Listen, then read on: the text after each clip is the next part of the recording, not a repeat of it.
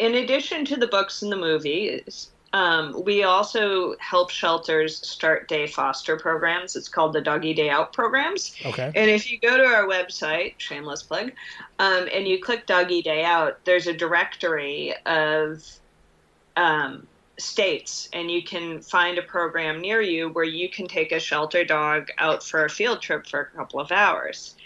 Huh. And these programs are enormously helpful in two ways. And the first being that even a short break from the animal shelter helps reduce kennel stress in dogs, helps keep them happy, just to give them an island of normalcy while they are waiting for that forever home. Mm-hmm. So even if you just if you take a dog out for 4 hours, there's been tests on the stress hormones in their urine, and they come back so much calmer and tired and more relaxed, and they're less likely to be barking and jumping at the front of their kennel. Hmm. And you get an idea of what that animal behaves like in the real world. You throw a vest on that dog and you walk it out to Starbucks, and the dog has now met a bunch of people who never would have crossed paths with it before, and it's saving lives, literally. Mm-hmm. After Louisville Metro started their day foster program, before, yeah, I think they started before Mutual Rescue even existed, but they saw their behavioral euthanasia, which were dogs that were having to be euthanized because they were becoming so completely stressed out Mm-hmm. that they could not be, that Adopted. they were losing their minds. Mm-hmm. They saw that number be cut in half in the Wow. first year of the program. So that's literally saving these dogs' lives. Wow.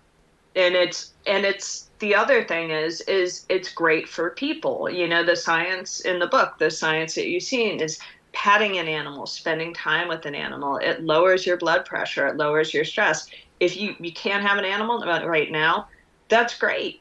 You can still get those benefits by going and taking a dog out for a day foster or an overnight foster and do something fantastic at the same time. Yeah.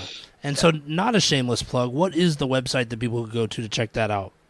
mutualrescue.org, and just click on the Doggy Day Out tab. And you were So, and you if you were saying that even in Salem, like where I live, there's a daycare program as well, correct? they have a day foster program at Marion County Animal Services. Mm-hmm. So, and Okay. there's one in Winchester or Oregon as well, but it looks like that's a good bit due east of Yeah. you. Yeah. So, But I mean, so are these things? It sounds like you go, or and you're kind of helping to establish these around the country.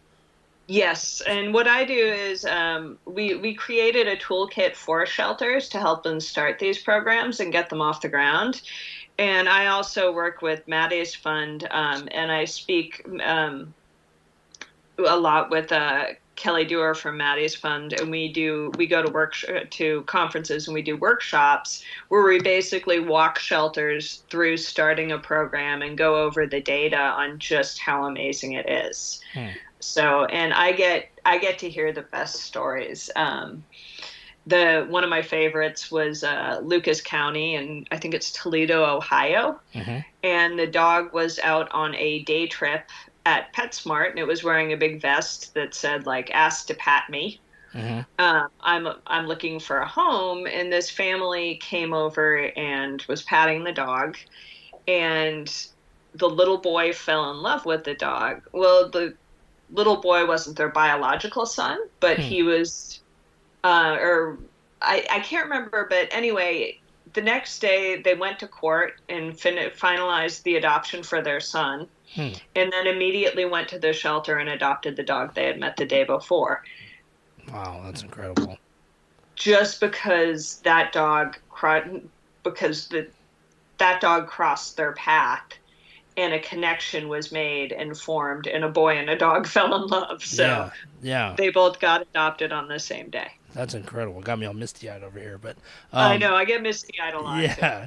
But one thing that I think is incredible about this program is that because rescuing a dog is a commitment when you bring it into your family. But I mean, even if you were just looking for a way to help, but you don't have, you're not in a spot where you can actually adopt a dog. This is a way you could still help that process and not have the full commitment, take on the full commitment of actually, taking on a dog forever. This is an incredible idea. No.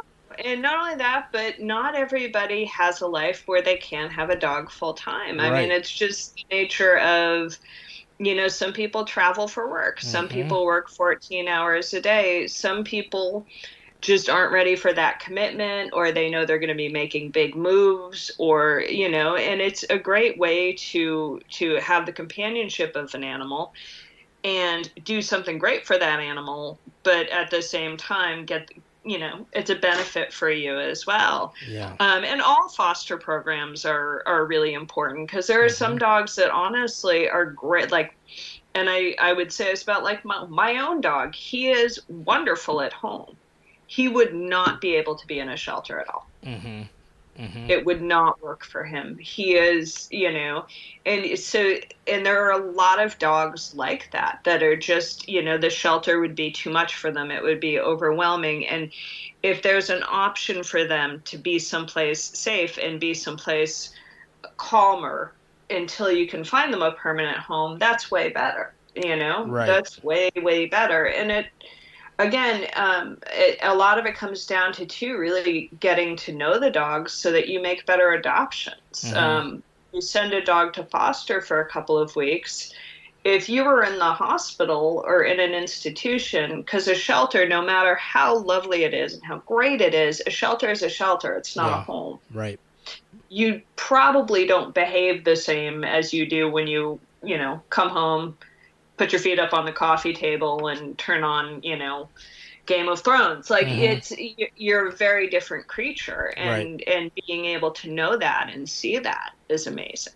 Yeah, and I always feel like foster's like a special kind of angel because they take in these dogs, love on them, but then are able to send them off to a forever home. I feel like I'd fall in love with all of them, and I'd end up just having 100 dogs in my house. So it's awesome to see fosters when they're able to love these dogs, give them a stable environment, but then know that they can then send them to a forever home. It's an incredible service Yeah. to the community. Well, and it's funny because I have fostered myself in my life and not anywhere near as much as some people I know that are just amazing. And it's funny because it you almost become like family a lot of times with the people that adopted the Sure, animal that you fostered, sure. where you get to know them a little bit and you get to, and so like I still get updates on one dog on the last dog that I fostered, and that was like over 5 years ago. So That's awesome.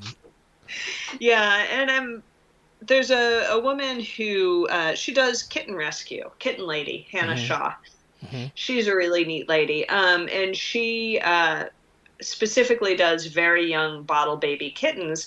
And she makes a lot of videos about fostering, specifically kittens. But her thing is goodbye is the goal, Hmm. because when you say goodbye, you open that spot up for another animal to get out of the shelter. Right. So, Yeah. and for another animal, like you save two lives when you foster, you Right. know?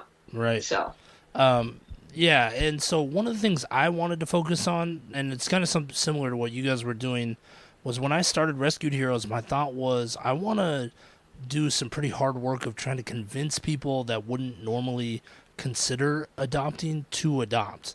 Because I felt like I if I just make a page about rescues and we just preach to the choir, we're not. We need to add more people that are considering it. So I've worked really hard, and it's a slow process. A lot of DM works, a lot of behind the scenes of talking to people about potentially rescuing animals that hadn't thought about it before. And what I get a lot of is people that are interested in it, but they kind of want to check everything out first. So, for people who are newer to the rescue community, what's a good way to get started in the community before they just jump into rescuing a dog? What kind of things? I know you talked about the doggy day out, but like, what would you advise? What kind of advice would you give to someone that's new to the rescue community but interested in seeing how they could help? I always say doggy day out is the gateway drug. Mm-hmm. Um, and the reason that I say that and I come back to that is because the programs also help smash a lot of the preconceived notions about shelter dogs.